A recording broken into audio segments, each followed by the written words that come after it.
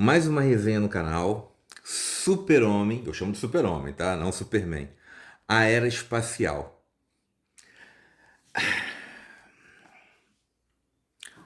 Por que que o meu... do Mark Russell, o Mike Allred que se fala, ele já... Detalhe que a arte do Mike, eu conheci ele, eu tenho tempo. Lá em Sandman, um dos primeiros trabalhos dele. Então é lá em 89. Ele tem cara de novinho, mas já trabalhou bastante tempo, né? Muitos anos. E depois ele foi fazendo algumas obras que a arte encaixa. Eu Zumbi, se não me engano, acho que é Madman também. Ele fez. Eu tô até de olho para adquirir esse volume, só que tá carinho, mesmo com desconto. Com os X-Táticos, que é muito legalzinho. Aí sai um volumão ali e a arte dele combina. E aqui, esse roteirista, o Mark Russell, eu já tinha ficado de olho nele, inclusive eu fiz resenha aqui no canal do Flintstones e me encantou.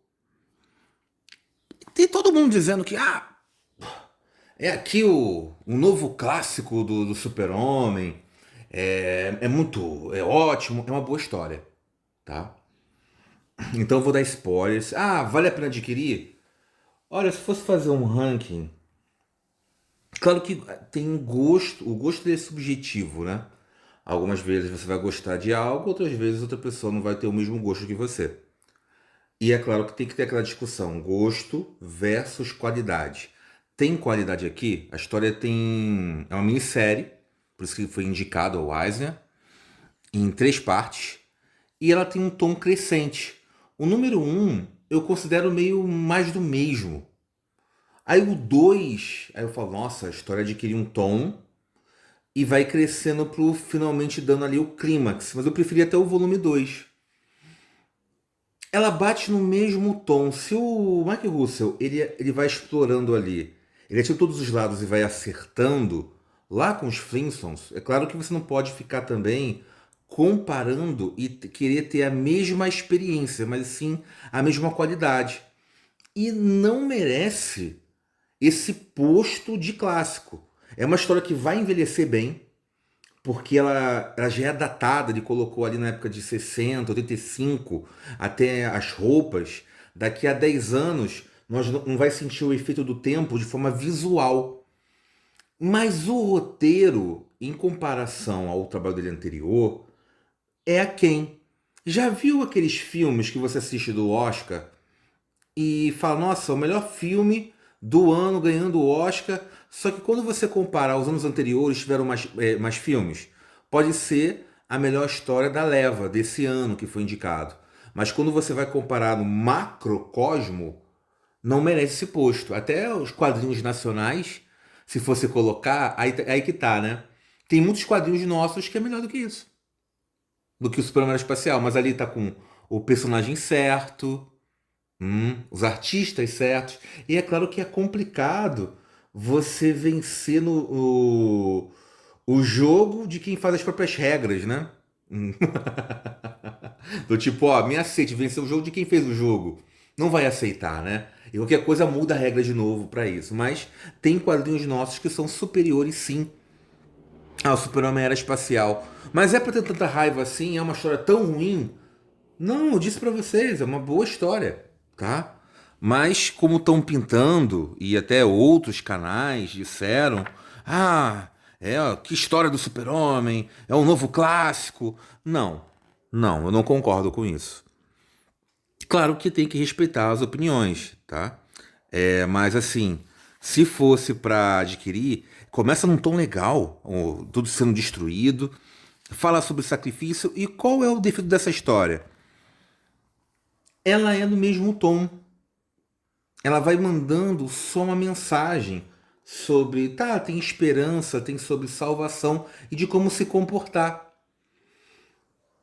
Tem até aquela frase, não vou lembrar exatamente é o que, né? Mas é, nada é tão encantador quanto pessoas que nós não conhecemos.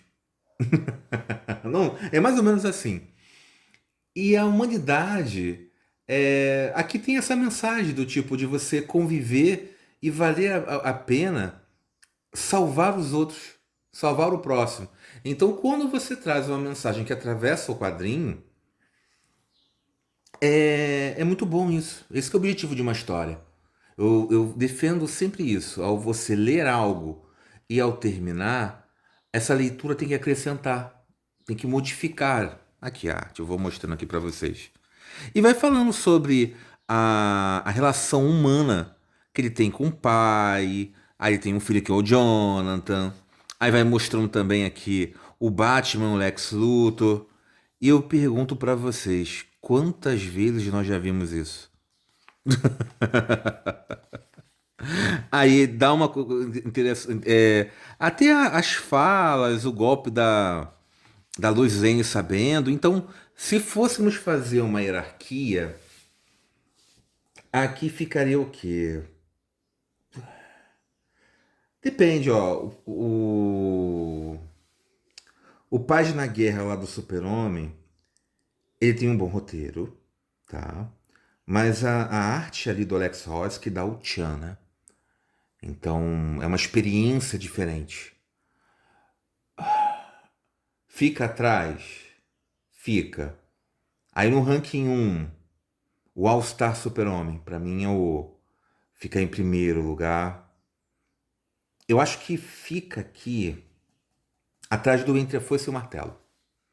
Entre a Foice e o Martelo, aí você vai catalogando cada um do Super-Homem.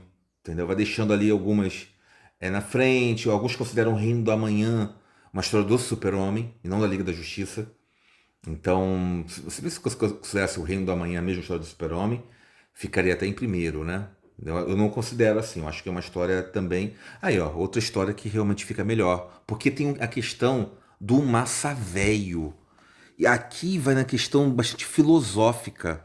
Ah, tem o anti-monitor, tem a questão da guerra, tem o. Muito bacana, o Bruce Wayne. Ele vai fazendo. Ah, por que ele passou a ser Batman? Porque ele estava vendendo armamentos. Aí o Lucius Fox. Então tem algumas questões modernas. O filme afetando do Batman, afetando o visual das empresas Wayne, né? Aí a própria Lois Lane já sabendo, tem uma homenagem também aqui, ó. Isso aqui é a influência do filme. Aí o Mike Horat tá ali com a esposa, com as cores, fazendo um trabalho que ele já fez em outros. O Luthor também é interessante. Mas assim, essa história, se passasse numa mensal do Super-Homem, ia passar batida. Então tem muitas vezes a publicidade que é colocada, tá?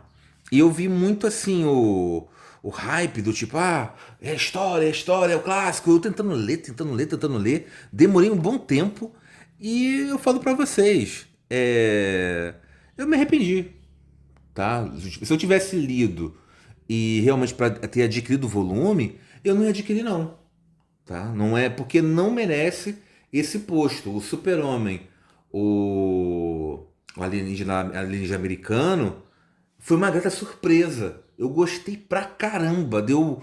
Ah, mas ali não tem nada demais. Nada demais também. Mas foi divertido. Tu pega meio que surpresa, entendeu? Vira um pouco na curva e faz aquele massa velho e eu gostei. Então, aí você pega também as quatro estações, Identidade Secreta, são todas histórias que ficam na frente do Super-Homem Espacial. Entre a Foice e o Martelo, aí o que acontece? Deixa eu ver, o Prego, eu acho que aqui fica na frente do Prego. Mas o Prego é uma história clássica. É uma história clássica, tem uma ideia boa, só que é uma história ruim. Aqui também tem uma pegada muito do desenho, lembra? Isso bem que é o Darwin Cook, né? Do DC Nova Fronteira, né? Então as pessoas gostaram e vai aqui vai ver uma maravilha. Eu já Nova Fronteira tenho aquela relação do, pô, tem algumas coisas legais lá, mas eu também não gosto tanto assim não, hein? Vocês não me veem fazer resenha. Mas é uma pegada que foi assim, mas eu já vi essa magia antes. Também tem isso, né? Essas histórias também tem um período em que você lê. Então, fazendo assim um contraponto, né? Eu tô muito seco. Eu sou muito crítico também. Eu já sou crítico e eu tô seco. Aí eu olhar essa história, e aí, te emocionou? Te fez chorar? Não. Daquela piscadela, né? Joga um pouco de água na cara para poder lágrimas caírem. Cara, não também nem tanto, né? Mas assim, essa mensagem humana de autossacrifício, que realmente é muito bonito. Tem a parte do Batman que, spoiler, se sacrificando, matando o Coringa. E como é que as empresas doentes são tacadas, o Maxwell Lord, os heróis. Eu volto a repetir a mesma coisa. Detalhe também aqui, tá? Essa relação dos dois, do tipo, eu vi o tempo e eu sou o pária, né? Na forma de conversar. Aí mostra o monstro do pântano. O, o desenho acaba encaixando. Acaba sendo também aqui um charme, por mais que eu não concorde muito com esse tipo de arte que o Mike tá fazendo aqui, o Mike Aurad, que eu acho ele bem assim, é bem específico do tom, ele tem que ser um nonsense. E aqui tá aquela parte filosófica, acrescentou, ele conseguiu entregar bem, tá? Mas poderia ser um outro desenhista. Mas se fosse, não teria a mesma característica, porque é um trabalho bonito. Olha que capa bonita. Tem a galeria de arte também. E o Super-Homem, ele faz ali, então, spoiler máximo, um sacrifício para entregar. De novo, o tom é sobre salvação. E o que deve ser certo, não importa o que você faz. E esse tom do Super-Homem, dele ser. Até me deu uma ideia lendo isso aqui, tá? Em termos de roteiro. Não vou contar porque vai que alguém pegue aqui. A ideia é minha. Em termos de roteiro. Mas assim, ele tinha esse que ingênuo que é necessário, né? É necessário termos. Às vezes você critica, às vezes você dá um bom dia para uma pessoa e você salva essa pessoa. Você conversando também. E é aquela coisa. Ninguém é uma ilha. Ninguém, ninguém, ninguém. Podemos tentar, podemos ser melhores em algumas coisas e julgarmos através disso que somos melhores em tudo. Mas até para ser sozinho, até para ser solitário, precisamos dos outros. E aqui ele vai colocando esse tom sobre essa mensagem, ensinando. Só que essa lição sobre sacrifício, olha como é que é a questão de percepção. Eu já tinha. Então eu não preciso dessa aura de ensinamento porque eu já tenho e eu carrego comigo. Então essa mensagem me bateu e não emocionou, não me acrescentou. Talvez o leitor em formação, a pessoa também em formação, mais do que isso realmente acaba contribuindo. Eu aqui já não tive, pelo menos a minha experiência.